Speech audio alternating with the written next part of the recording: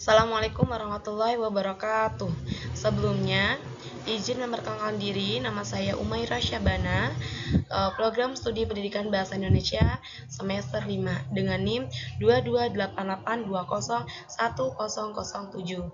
Di sini saya akan membuat tugas akhir presentasi pembuatan video mata kuliah problematika pembelajaran bahasa Indonesia yang diampu oleh Bapak Saleh Farudin MPD.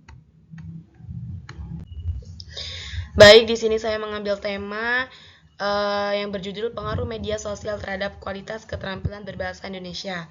Nah, pada tema ini ada beberapa masalah. Yang pertama yaitu penurunan keterampilan berbahasa formal. Banyak pengguna lebih sering menggunakan bahasa gaul atau singkatan dalam komunikasi sehari-hari di media sosial yang menyebabkan menurunnya kemampuan menulis dan berbicara dalam bahasa Indonesia formal.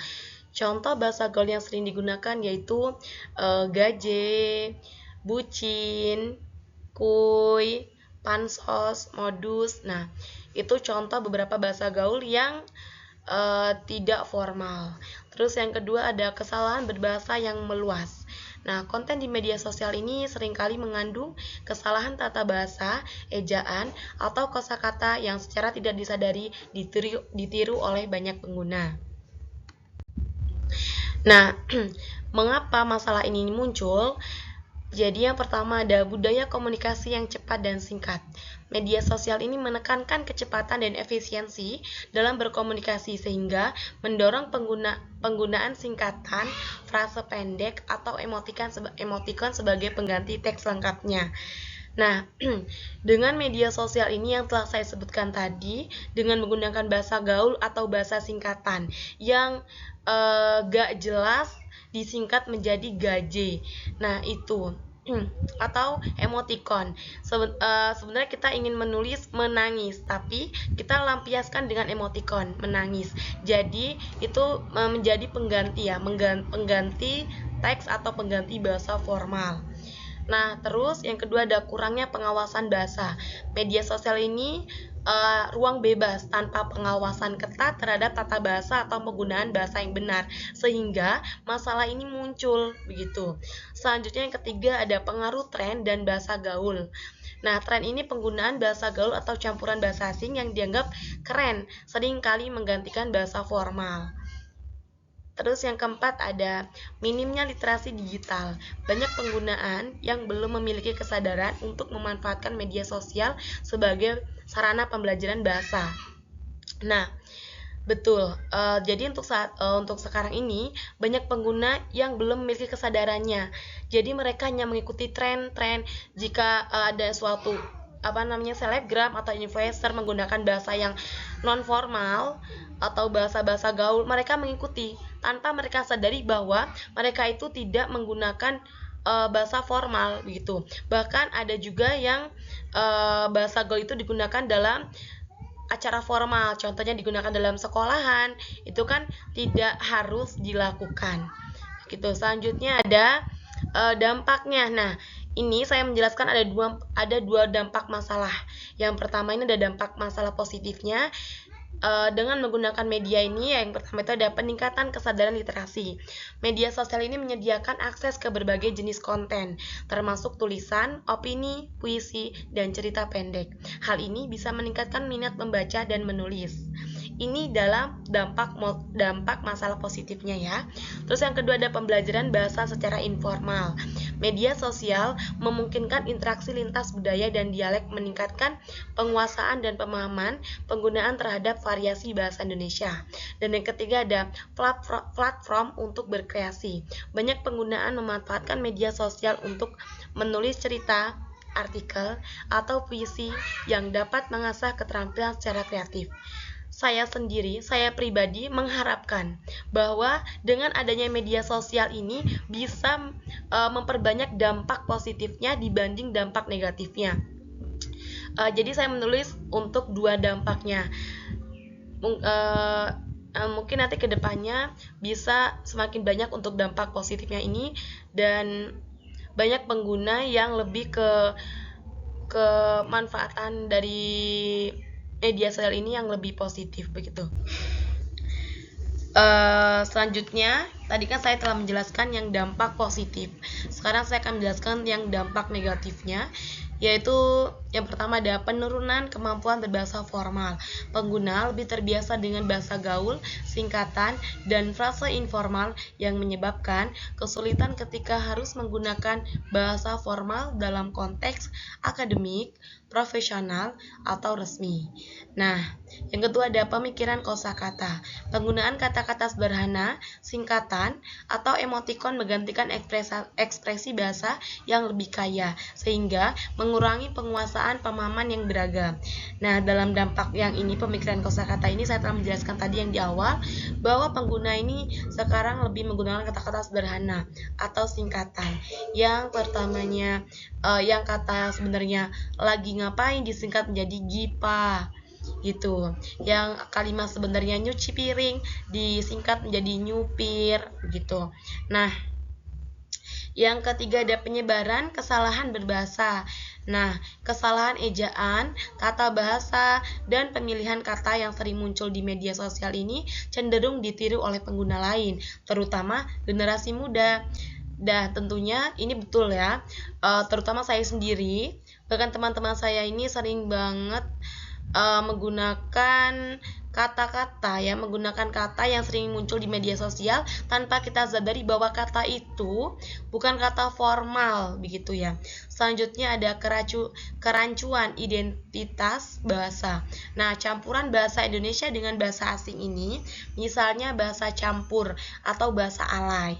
Ya, ini membuat identitas bahasa Indonesia ini menjadi kabur dan mengurangi kebanggaan terhadap bahasa itu sendiri. Selanjutnya, solusi untuk masalah ini. Tadi kan saya telah menjelaskan tentang masalahnya, dampaknya, dan sekarang saya akan memberikan solusinya. Nah, yang pertama yaitu pendidikan individu tentang pentingnya menjaga kualitas bahasa untuk melestarikan budaya dan identitas bangsa. Nah, poin pertama ini pendidikan individu ya. Pendidikan untuk diri sendiri ini juga sangat penting. Ini yang terutama ya. Jadi dengan adanya pendidikan ini kita menjadi tahu bahwa kata-kata ini atau kalimat ini kalimat yang non formal, yang tidak baku dan yang tidak perlu untuk ditiru begitu. Selanjutnya kedua ada dorong platform media sosial untuk mendukung penggunaan bahasa Indonesia yang baik melalui fitur atau program khusus.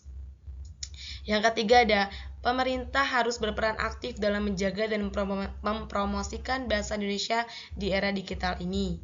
Dan kembangkan teknologi yang membantu penggunaan meningkatkan keterampilan berbahasa mereka. Mungkin dengan membuat fitur baru atau membuat aplikasi khusus untuk meningkatkan keterampilan berbahasa ini atau sejenis permainan. Mungkin untuk saat ini kan ada TikTok. Tapi di platform TikTok ini dia tuh menggunakan bahasa banyak ya, bahasa campuran, ada bahasa baku, bahasa gaul, bahasa formal, itu banyak tergantung keinginan kita ingin mencari apa di TikTok itu begitu. Nah, mungkin untuk aplikasinya ini seperti TikTok begini tapi dikhususkan menggunakan bahasa yang formal atau konten-konten yang mendidik begitu. Selanjutnya, setelah menjelaskan masalah, dampak, solusi, dan yang terakhir ada rekomendasi. Nah, rekomendasi untuk masalah ini, ya pertama ini ada perbanyak kompetensi menulis. Seperti lomba cerpen, artikel, untuk memotivasi siswa dan siswa berlatih menulis dengan benar. Nah, mungkin dengan adanya kompetensi menulis, jadi siswa menanamkan pada dirinya, oh saya harus menang, saya harus menang dalam perlombaan ini. Jadi dengan keinginan dia lebih rajin untuk menulis, membaca lagi begitu.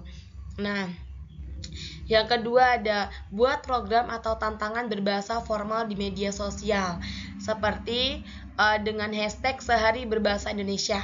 Nah, mungkin dengan ini influencer atau selebgram atau masyarakat bisa membuat konten seperti a day in my life, menggunakan bahasa formal gitu. Mungkin saya sendiri jika saya di rumah ini menggunakan bahasa daerah mungkin ya, mungkin bahasa gaul juga masih saya gunakan. Nah, dengan kita membuat konten a day in my life dengan hashtag sehari berbahasa Indonesia ini kan akan terbiasa di hari nantinya kita menggunakan bahasa formal seterusnya begitu. Selanjutnya ketiga ada ajak influencer atau figur publik untuk menjadi contoh dalam menggunakan bahasa Indonesia dengan baik. Nah, ini tadi sudah saya sampaikan di awal bahwa untuk saat ini influencer, selebgram itu menjadi patokan, menjadi contoh masyarakat begitu. Jadi jika kita menjadi panutan atau menjadi contoh itu kita harus mencontohkan hal-hal yang baik begitu kan, dengan menggunakan bahasa yang formal, bahasa yang baik, tidak menggunakan bahasa yang non formal atau bahasa-bahasa yang singkat-singkatan tadi yang saya sudah jelaskan di awal tadi. Nah, selanjutnya ada bekerja sama dengan platform seperti Facebook, Instagram, dan TikTok untuk menandai atau mempromosikan konten dalam bahasa yang benar, bahasa Indonesia yang benar. Yang terakhir ada ciptakan komunitas diskusi atau klub membaca online untuk mendorong kebiasaan berbahasa formal. Mungkin di rekomendasi yang terakhir ini kita mengadakan organisasi yang ada di kampus atau di lingkungan kita gitu. Komunitas ini contohnya seperti